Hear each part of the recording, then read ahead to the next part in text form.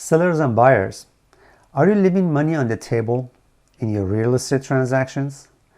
What if I told you for the high percentage of sellers and the buyers, the answer to that question is yes.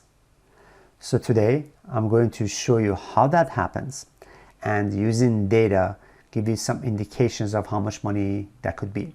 So stay tuned. Hi, this is Gus Frutan, real estate agent with John L. Scott in state of Washington, focusing in Seattle and the neighboring cities. Before I start today, I'd like to ask you to subscribe to my channel and like the video and put in your comments. I would like to hear from you. To set the stage, I'd like to tell a quick story for you.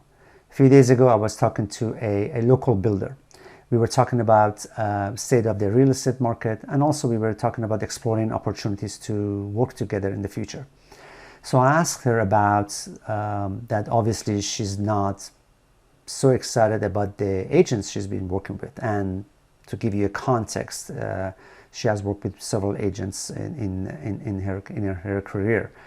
And I asked her, what is the one thing that she looks for in an agent that she'd like to work with? Do you know what she said? I wrote it down. It's important. So she said, the most important thing an agent can help a builder with is to set the right price. Let me read it again to you again because it's important. The most important thing an agent can help a builder with is to set the right price.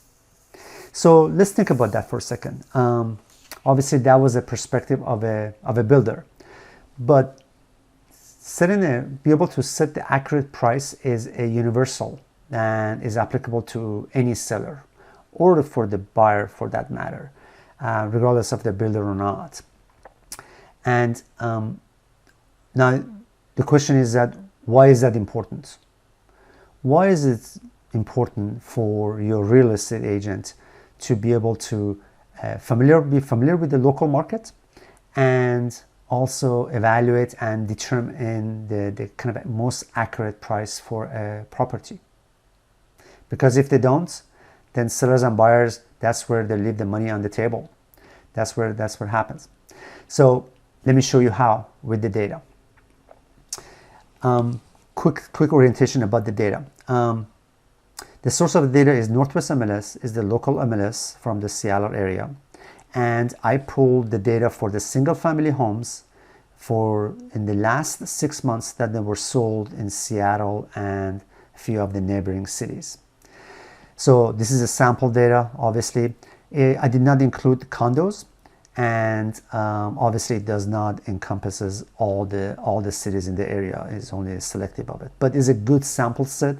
The total sample set was 5,855 transactions that were sold in the last 6 months in the area.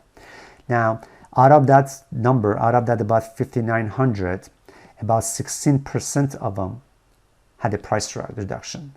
That's about 964 of them had a price reduction in the 6 months. It's an interesting number. 16% is a high number, but it's an interesting number. But the one I want to talk to you about, focus about, is about that 964. Out of that 964 transactions that they were sold, that the price reduction occurred, a whopping 64% or 619 of them were actually sold even less than what was reduced to. So there was original price, then after a while the price was dropped to a lower price, and when the house were sold, they were actually sold 64% of the time. They were even sold lower than what was reduced to. So that's about 64%, 619 transactions. And then out of those is about 25% of them was sold at what the amount was reduced at, and about 11% was sold a little bit above. So it's between the two numbers, between the original and the reduced amount. So the number I want to focus on, and that's where the money is, but there is left behind, is this 619 or 64%. Now, if you look at these, that number represents about $1.01 billion of value. And the difference between those two prices was about 87 million. So between the original and the reduced amount, it was 87 million, or about 9%. Now, if you think about it, that's averages to about 15,000 to, for per transactions. If you look at it, it would be $15,000 to $140,000 transactions per transaction of that money. So that's a big chunk of money. Now, if I look at this, some of the neighboring cities, this is the city of the Bellevue, and obviously it's a city to the east of the Seattle, and in that case, in that city, in the last 6 months, it was 72% or 52 transactions were sold, which price was reduced. There were about 25% and 3% in the other categories. If you look at the city of Redmond, that number was 68% was reduced, and 17% then was sold as a reduced price. It was a reduced price at that price, and 15% was sold between the two.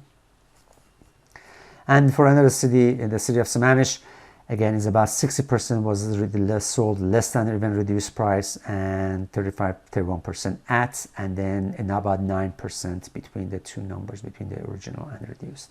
So sellers, before you list your house, and buyers, before you put that offer on that house, call, text, or email me, and I will be more than happy to help you, so therefore you don't leave money on the table. Thank you for watching this video. Before you leave, make sure to subscribe, and till next video. Thank you.